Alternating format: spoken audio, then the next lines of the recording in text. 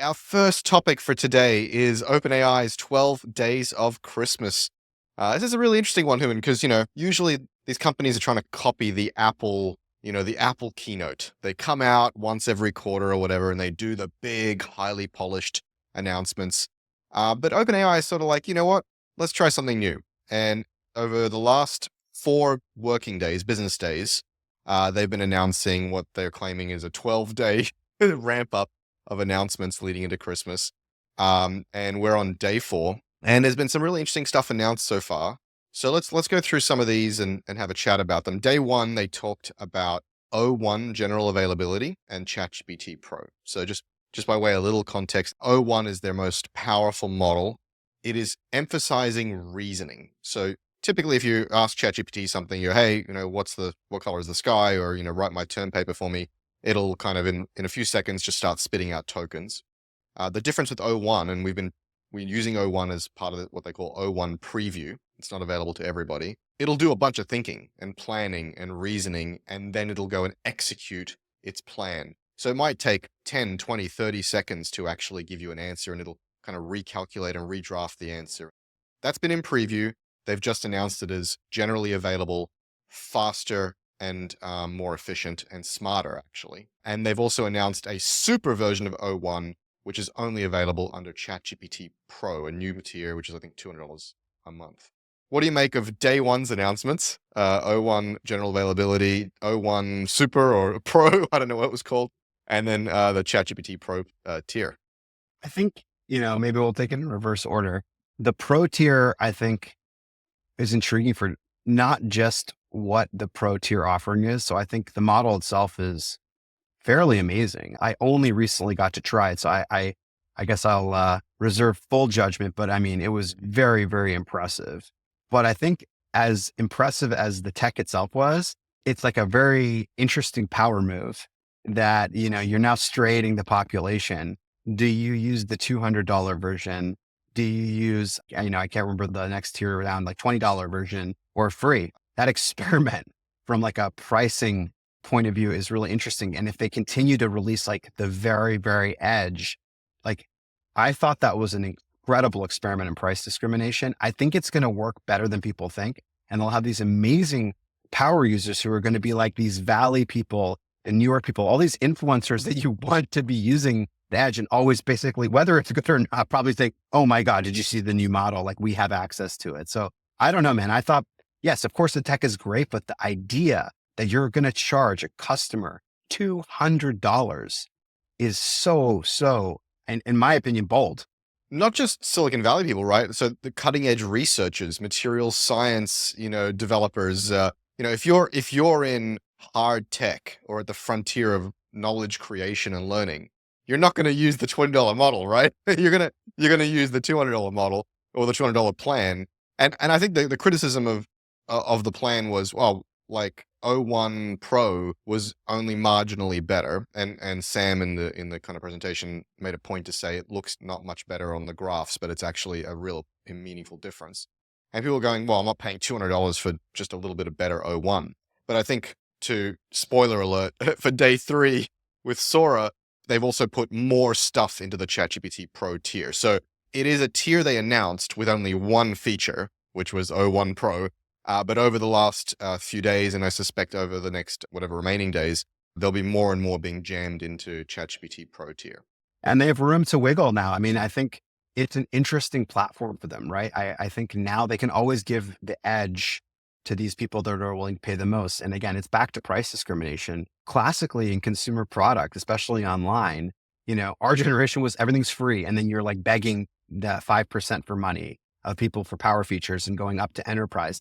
These guys are really challenging that model from day one. So I applaud them. I don't know if the packaging is exactly right, meaning is O1 plus Sora going to be the thing that does it? But the idea that you can buy being at the edge of AI is a really, really appealing thing. And I almost wonder if there's like a branding play to it. It's like, oh, are you on Pro? It's like, yeah, of course I'm on Pro. Like I mean, we'll see. I just think there's something more subtle to this that's as interesting. Yeah, well, as you rightly point out, it's not just access to real utility, it's also status. You got to be on Pro, bro. So You're right to point to price discrimination. This show is about founders and what you can learn by watching the news and watching the best of the best do this. And so we started in the world of free with ad support. With B2B SaaS, there's freemium, give them a bit of taste of the crack and maybe have some additional tiering. There's kind of a gap in the middle here, right? There's free, there's 20, and there's 200. I suspect, they're going to start introducing a little more tiering and it'll look more like a traditional SaaS price strategy. But yeah, why not? If you've got the most exciting, interesting company in the world right now with the most exciting, interesting technology. It reminds me, we spoke a little bit about this last time about like the Musk move. Hey, you're going to pay a deposit on this car and I'll give it to you when it's ready. Yeah, Right. It's changing the psychology of the relationship with the consumer. Like, I'm letting you into my club. Like, I don't need you. I don't know. There's something really interesting about the branding and the positioning, the boldness of the experiment. Again, I think they're going to change what's in it. And to your point, they may have multiple tiers, but the fact that they had the courage to go from 20 to 200 without even blinking, there's something really interesting about that. That'll change the way we think about AI and monetization probably for a while. actually, that's what I was going to say, which is not only does this put them in an interesting position, what it does is that there was a race to the bottom for AI pricing between Microsoft and Google and what have you. And so what they've said is, no, no, no, stop that shit. We're going to peg the price up here. And what that'll do is that'll start to create more headroom for monetization in AI, which will actually supercharge demand for their models. And it'll supercharge, justification spending on GPUs and NVIDIA. Actually, it'll have a lot of downstream impacts. And there's a tension here, which they're walking well. So when they first talked about releasing a bunch of stuff for free, on this show, we talked about, or free or nearly free, right? They're driving the cost of the tokens down, down, down. And we talked about that being really, really smart because you want to take all the oxygen out of the room. You want to take all the economic incentive to go compete with them. You just want to give it away and take over the world in terms of token generation. What they've done is they're doing that. If you want tokens, we got tokens. They're tokens for nearly free.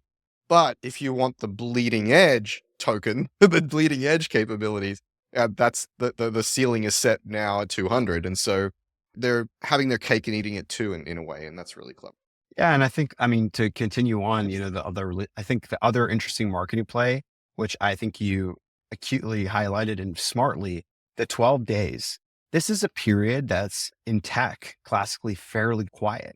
And for them to say, we're going to own it. What if they do it every year and people start to expect it? They've like carved out space where there was none with a very innovative marketing ploy. So I wonder if they're just like, we're racing to every year for our 12 days and it becomes a repeat kind of marketing plan. So I think as much, again, the tech side is fascinating and amazing, but the marketing and the positioning and the pricing, I think founders should take note.